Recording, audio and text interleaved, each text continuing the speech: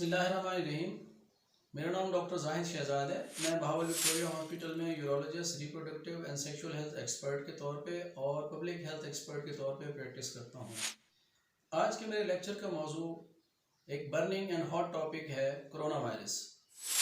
काफ़ी अरसे से इसके ऊपर डिस्कशन हो रही है और बहुत से लोग अपनी इसके ऊपर राय दे रहे हैं। आज मैंने एक डिफरेंट अंदाज से आपको इसके बारे में बताना है कि ये वो 100 साला ट्रेंड है जो हिस्ट्री में अक्सर 100 साल के बाद रिपीट होता है। सन 1720 के अंदर ताउन यानी प्लेग की वबा फैली थी और उसमें मिलियंस लोग हलाक हो गए। इसके बाद 1820 के अंदर कॉलरा की यानी हैजे की वबा फैली, पूरी दुनिया में पेंडेमिक हुई और उसमें भी मिलियंस लोग हलाक हो गए। इसके बाद सन 1920 में इन्फ्लुएंजा या स्वाइन फ्लू की पेंडेमिक फैली जिसमें मिलियंस लोग हलाक हो गए और अब 2020 के अंदर ये कोरोना वायरस की वबा फैली हुई है।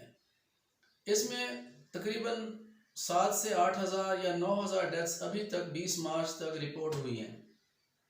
तो मोर्टेलिटी को देखा जाए तो ये सबसे कम तरीन मोर्टेलिटी है, लेकिन इसका खौफ, इसके बारे में परेशानी और इसके बारे में लोगों के अंदर जो डर फैला हुआ है ये बहुत ज़्यादा है। और इसकी वजह क्या है? ये मीडिया का प्रोपेगेंडा है। क्योंकि 1720 के अंदर, 1820 के अंदर और 1920 के अंदर मीडिया इतना स्ट्रांग नहीं था। लोगों के पास इतना मीडिया के सहूलतें नहीं थी कि हर बंदा व्हाट्सएप के ऊपर, सोशल मीडिया के ऊपर, प्रिंट और इलेक्ट्रॉनिक मीडिया के ऊपर अवेयर ऑफ होता। तो ये मीडिया का आप साइड इफ़ेक्ट्स भी कह सकते हैं। मीडिया के बेनिफिट्स भी हैं लेकिन साइड इफ़ेक्ट्स भी हैं। ये मीडिया का साइड इफ़ेक्ट्स है कि लोगों में बहुत ज़्यादा खौफ और हरास, दहशत और थरथली मची हुई है कि कोरोना वायरस की वजह से। और अभी तक जो रिसर्च बता रही है कि लेस देन 2% लोगों में ये ज़्यादा ख़तरनाक होता है।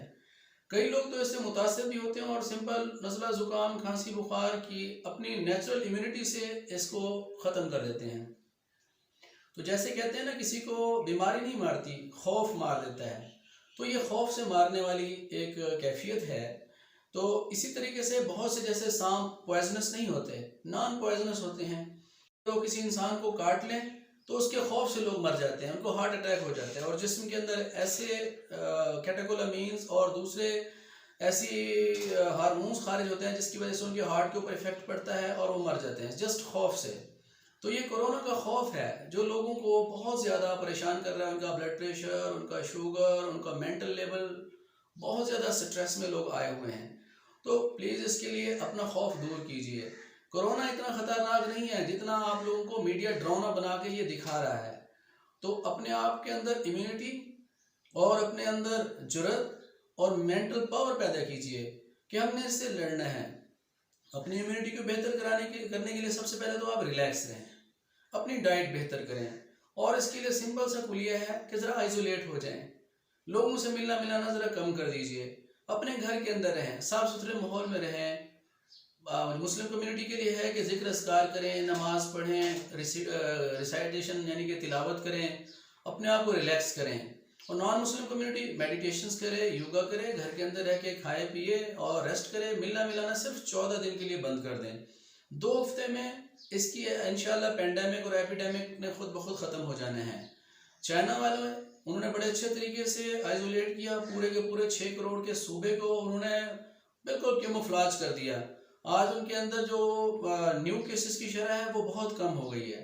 तो हमारे इस कम्युनिटी के अंदर और ख़ुसूसन ये जो हमारा बड़े सगीर है, सब कॉन्टिनेंट के लोगों के लिए ख़ुसूसन मेरा ये पैगाम है कि सिर्फ अपने आप को आइसोलेट कीजिए, अपनी इम्यूनिटी को बेहतर कीजिए।